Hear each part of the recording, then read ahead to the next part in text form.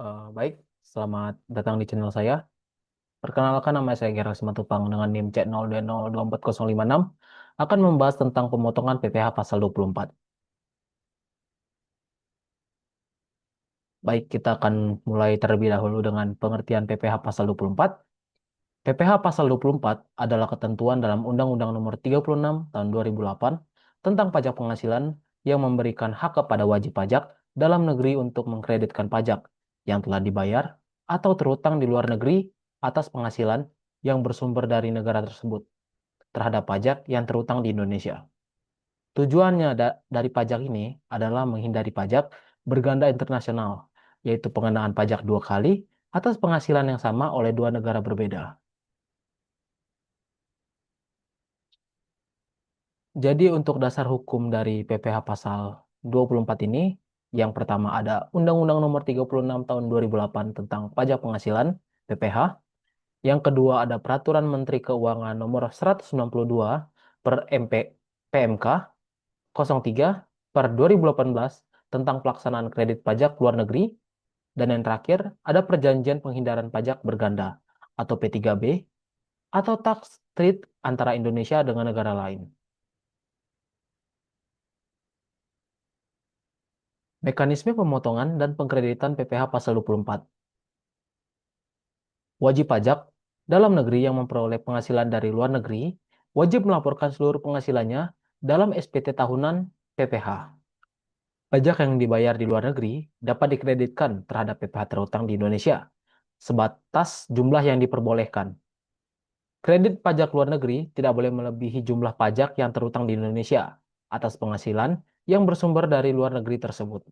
Dan yang terakhir, bukti pemotongan atau pembayaran pajak dari luar negeri harus dilampirkan dalam SPT.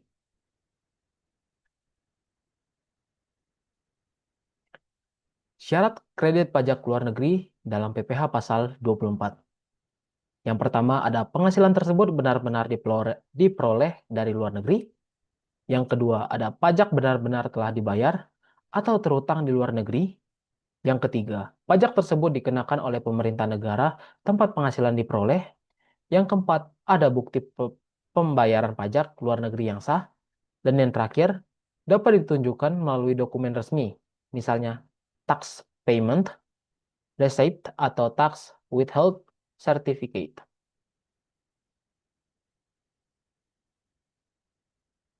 Batas maksimum kredit pajak atau perhitungannya. Jumlah maksimum pajak luar negeri yang dapat dikreditkan dihitung dengan rumus. Jadi, kredit maksimum sama dengan penghasilan luar negeri dibagi penghasilan kena pajak seluruhnya, baru dikali oleh PPh terutang di Indonesia. Jika pajak luar negeri yang dibayar lebih besar dari hasil perhitungan di atas, maka selisihnya tidak dapat dikreditkan atau dikembalikan. Baik, di sini ada contoh perhitungan PPh pasal 24. Untuk contoh yang pertama, PT Nusantara memperoleh penghasilan dari dalam negeri sebesar 1 miliar rupiah dan dari luar negeri atau dari Singapura sebesar 500 juta rupiah. Pajak yang dibayar di Singapura adalah sekitar 100 juta rupiah. Total PPh terutang di Indonesia atas penghasilan global itu dalam kurung 1,5 miliar adalah 375 juta rupiah. Hitung berapa pajak luar negeri yang dapat dikreditkan.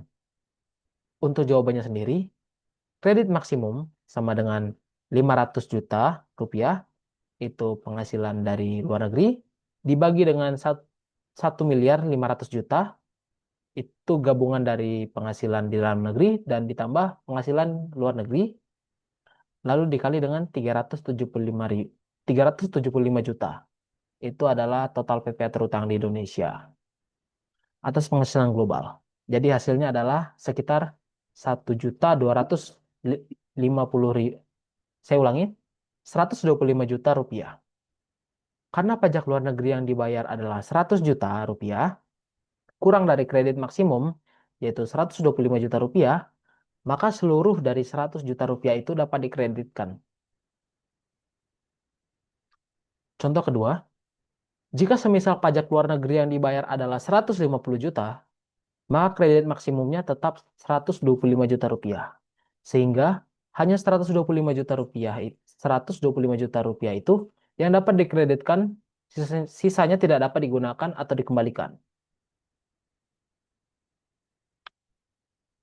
Kesimpulan, PPh Pasal 24 merupakan fasilitas bagi wajib pajak dalam negeri untuk menghindari pajak berganda atas penghasilan dari luar negeri.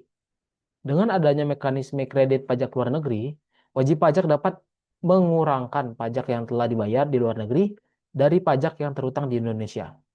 Namun demikian, pengkreditan tersebut dibatasi agar tidak melebihi pajak yang seharusnya dikenakan di Indonesia atas penghasilan luar negeri.